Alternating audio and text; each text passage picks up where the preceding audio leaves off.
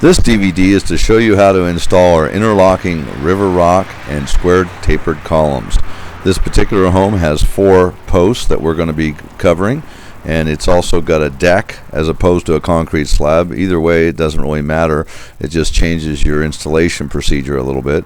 We have 4 columns on the trailer right now. They're all braced for the transport, and the guys are going to undo them real quick here, and then we'll start installing them. They come from the factory, the River Rock ones anyway, come from the factory stained. These tapered columns, square tapered columns, are going to be painted to match the home, so they need to be, they're just regular gray cementatious colored at this point. They need to be primered and then painted to the house. The guys are unpackaging these at the moment and just setting them on a piece of cardboard so not to scuff up the deck. The River Rock ones didn't have any packaging other than a shrink wrap. The base of the square tapered columns do come with a foam wrapped around them to protect them as they sit next to one another.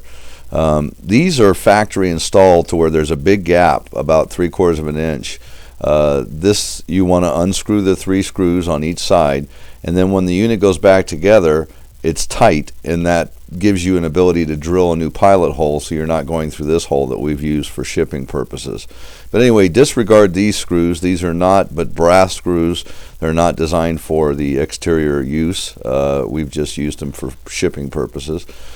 Measure the opening that you have. Obviously, I would deduct about 1/4 inch from the measurement. This particular location, they didn't have the trim board on underneath the beam, so we left a 3/4 inch. But 1/4 inch should be left so as you can get the square tapered column slided over the River Rock column and then caulk the difference.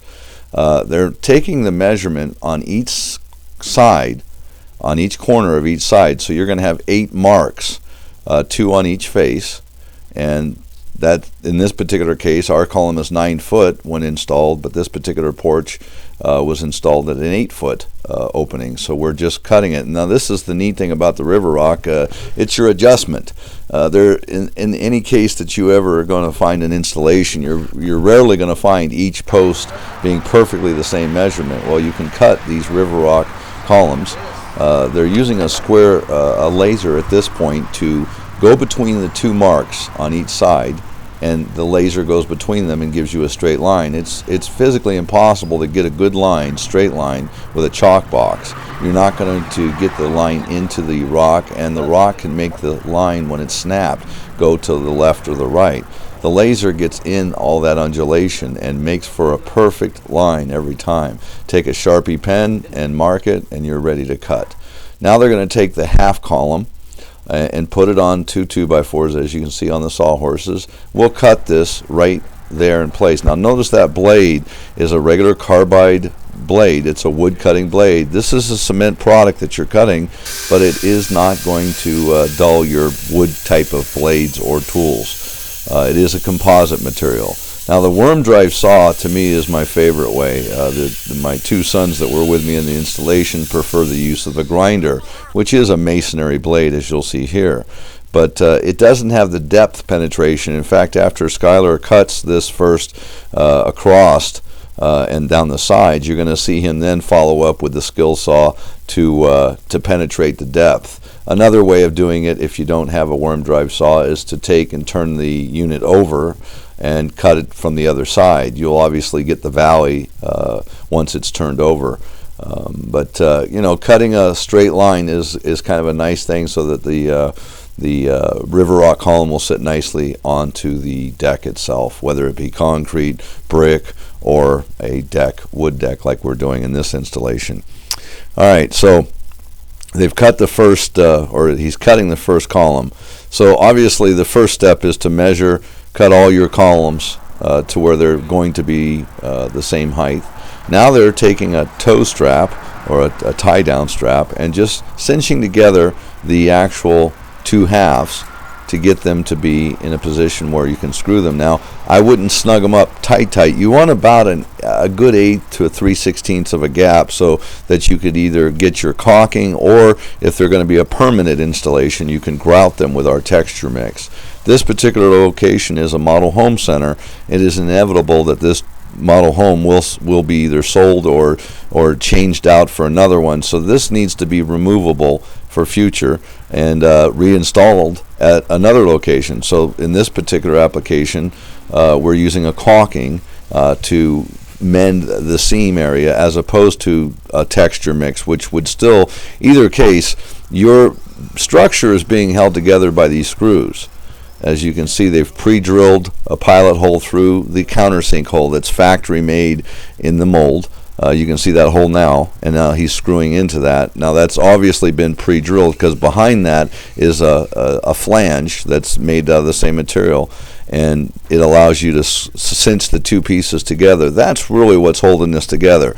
The cosmetic effect of the caulking, or if you choose permanent, a grout, is not so much what's holding it together. It's just a cosmetic seaming, if you will. Notice he's pre-drilling the pilot hole so that the screw can go through easier. And then now they're just drawing this together again. No, he's still pre-drilling the pilot hole.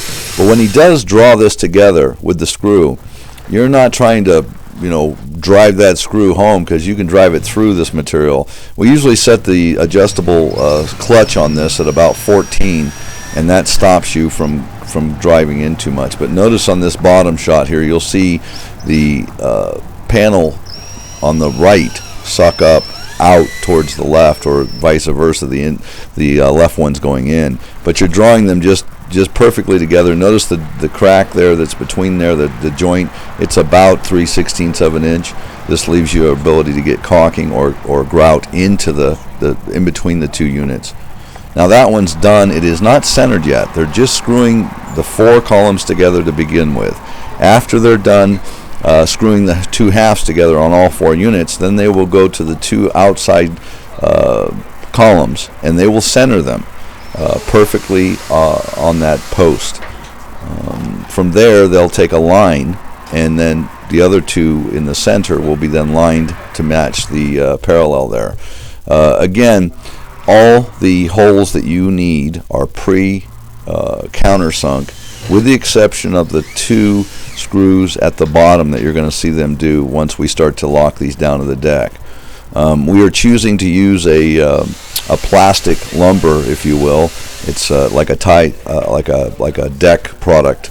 It's a 2x2, and what we'll do is we'll put 2 of them on the inside, and we'll countersink from the outside and screw into those 2, and you'll see that here shortly. But again, let's go over now the measurements.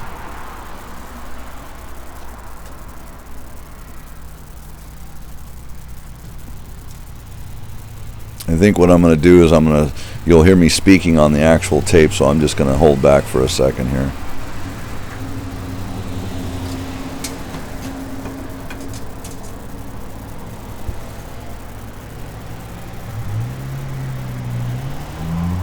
Now if you can pan in and get these ones right here, see these marks? Tell me when you see just a little bit beyond each one. Okay. Right there? That's the center. This is 1 3/4 inches, that's 1 3/4 inches, which is the width of that 3.5 inch beam. We did Back up? Huh? Can I back up? Yep. We did the same here. And the same over here. Now, we're taking a straight stick, and we're putting it on both of these marks, these outside marks, and that should be the same plane as this. I'll do it on this side so you can see it. See that? You can still see the black mark there. See the black mark there? And I'm touching the post over here. And then I also did it this way. You can still see the black mark and see the black mark over here. That's centered us now. Another way of doing it is just simply tape measuring. This is 10 inches. This is 10 inches. This is a smaller opening because we cut out some when we made it. So this is 9 3/4, and this should be 9 3/4. That's another way of checking your square. All right, now we're installing the 2 2x2s on the inside of the seam. As you can see, that screw on the bottom of your screen in the middle, that's the flange side. So we want to be on the opposite sides. These are the non-flange sides that we're screwing these 2x2s down with. Then we'll come from the outside and screw the